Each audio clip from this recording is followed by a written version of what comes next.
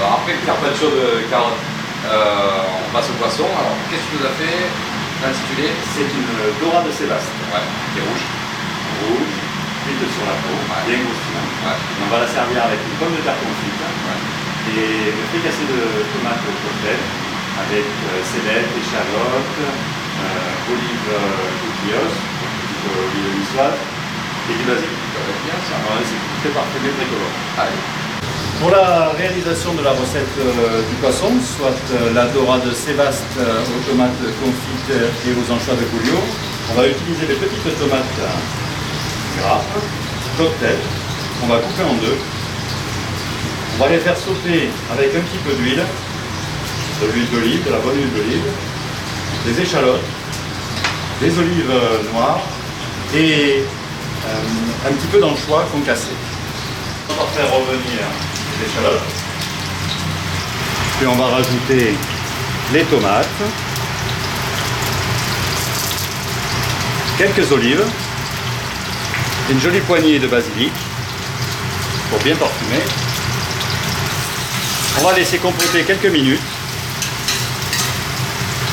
et ça va nous donner une garniture très aromatique qui va très bien se marier avec la pomme de terre confite et la dorade que l'on va cuire à l'huile d'olive.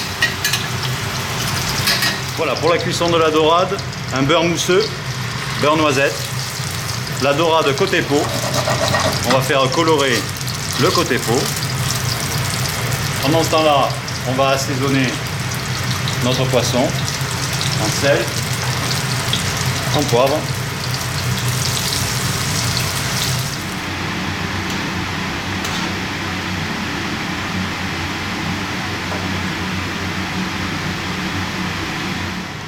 Alors, le deuxième plat, rappelle-moi donc l'intitulé, si tu veux bien. Alors, on a une dorade de Sébaste, cuite sur la peau. Alors la dorade de Sébaste, c'est un joli poisson de l'Atlantique. On a un peu l'équivalent en Méditerranée qui s'appelle les beaux yeux. Un poisson avec des yeux immenses parce qu'il vit assez profond, donc il a besoin d'avoir des yeux assez gros pour y voir. Donc c'est un peu notre équivalent. C'est un poisson qui porte bien son nom. Il se rapproche très près de la dorade qu'on connaît ici, royale ou la dorade grise. Une chair ferme, mais fondante, très goûteux. La peau est agréable lorsqu'elle est cuite croustillante. Et là on l'accompagne avec des petites tomates fondues avec des cébettes et des échalotes, un petit peu d'ail, des olives niçoises et un petit peu d'anchois de Pouliot. Au fond, on a mis une petite pomme de terre confite pour rehausser la présentation du plat. Et on finit simplement avec un cordon d'huile d'olive. Il n'y a aucune sauce. ça n'a pas besoin. Chaque élément a le goût de ce qu'il est. Ouais, c'est important. Chaque élément revendique ce qu'il est. Ouais, je suis d'accord. Alors c'est vrai que on est encore sur une connotation très méditerranéenne sur ce plat.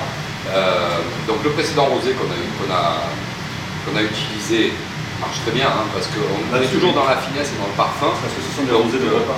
Ouais, voilà. Donc c'est vrai que sur les dénominations de terroir, que ce soit Sainte-Victoire, Fréjus, Pierrefeu ou la Londe, on a des rosés avec un petit peu plus de rondeur et un petit peu plus de tenue tout en gardant leur finesse. C'est vrai que sur des plats comme ça marche super bien. Donc on peut continuer avec ça. Moi je trouve ça intéressant. Maintenant si on a envie d'aller découvrir autre chose, moi j'ai fait dans l'originalité, j'ai choisi un viré clessé de chez Franck Perraton en 2013. Alors viré clessé c'est le Mâconnais. Tu dois connaître certainement les pouilly fouissés, les grandes pouilly fouissées. Alors viré clessé parce que c'est juste un tout petit peu au nord, on est un peu sur le même terroir. C'est une des plus jeunes appellations et une des grandes appellations de vin blanc de Bourgogne. Petite particularité à viré clessé, c'est que c'est le seul endroit en Bourgogne où on est capable de produire des vins moelleux, voire liquoreux, donc avec du sucre dedans, ce qui en Bourgogne est quand même assez exceptionnel. Donc on a toujours naturellement dans les viré clessés cette rondeur, ce charme, cette élégance. Et tout autour du chardonnay, justement, où on va retrouver dans ce vin-là beaucoup de complexité, avec une trame aromatique très florale, justement, avec ces notes un peu d'acacia, de chèvrefeuille, plein de subtilités. C'est vrai, je suis d'accord. Et puis tu vas voir derrière, tu as des notes un petit peu d'arachide, ce côté un peu amande, ces notes un peu beurrées, très légèrement brioché. Moi, ce que j'aime bien chez Franck, le vigneron, c'est qu'on est dans la pure expression du terroir et du chardonnay. Tu as toujours des belles couleurs. Et puis en bouche, tu vas voir, lorsque tu le dégustes, il y a une texture qui est incroyable, qui est très soyeuse. Tu as de la rondeur, tu as un très joli velouté, sans excès de puissance, toujours l'acidité du chardonnay, mais qui est super mesurée. Tu as une texture qui est délicieuse. Et je trouve que finalement, avec cette rondeur, voilà, on n'est pas allé chercher des chardonnays, alors évitez peut-être des chablis sur les vins comme ça, mais on n'est pas allé chercher un chardonnay justement qui soit trop frais ou trop minéral. Et justement, je trouve que ça se marie relativement bien parce que là, il y a un joli jeu de texture. Et puis ces parfums un petit peu chaleureux qu'on a dans le vin viennent s'épouser sur le poisson. Moi, je t'invite à goûter quand même parce que toi, tu as travaillé. Mais là, c'est très surprenant. Ouais, Viric Lessé, c'est très joli, c'est une appellation qui est assez confidentielle. Mais alors, pour faire un peu exotique, évidemment que la Provence est à l'honneur pour ce type de vin. La Provence est à l'honneur pour ce type de vin.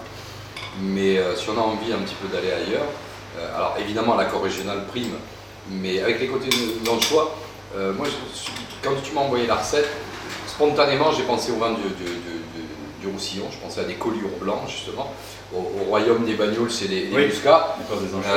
Ouais, voilà, justement avec l'accord géographique, et les collioures où on va retrouver des cépages comme le Grenache blanc, le Macabeu, qui sont plein de rondeur, encore une fois, et qui sont sur ce côté un petit peu envoûtant, avec toujours la fraîcheur finalement de la proximité des Pyrénées. Ça donne un mariage qui est assez délicieux. C'est assez sympa. Ouais. Alors si j'osais, parce que comme je goûte ton plat, justement avec la texture et ses parfums, moi j'oserais bien quelques vins blancs de la Loire, justement. Il faut choisir des Sancerre, sur des Sauvignons blancs. Alors le problème c'est que le Sauvignon blanc c'est toujours un peu vif, mais il y a certains vignerons à Sancerre qui font des vins un peu moins incisifs, avec un peu plus de rondeur. Et ça peut bien le faire. Là on parlait de Châteauneuf aussi, tiens. Avec les Châteauneuf du Pape blanc, avec la rondeur justement. Voilà, les Châteauneuf du Pape, c'est bon. Alors pas choisir forcément. Les Sancerre, c'est vraiment différent de ça. Ah bah t'es un peu plus frais, un petit peu plus vif, mais t'as des Sauvignons blancs. Moi je sais que il y a un vigneron que j'aime particulièrement, qui a la particularité justement de faire des cuvées par terroir, où on va chercher un petit peu plus la rondeur et presque le côté un peu plus sensuel et moins incisif que ce qu'on peut avoir quelquefois dans les Sancerre. Donc voilà. Alors par contre là c'est un plat qui supporterait pas forcément les rouges. Moi je ne mettrais pas forcément de rouge avec ça. Je trouve qu'un blanc ou un rosé, on est en pleine saisonnalité. Donc amusez-vous sur les dénominations de terroir, que ce soit Pierrefeu ou même sur la Sainte-Victoire. C'est vraiment bien. Sympa, hein?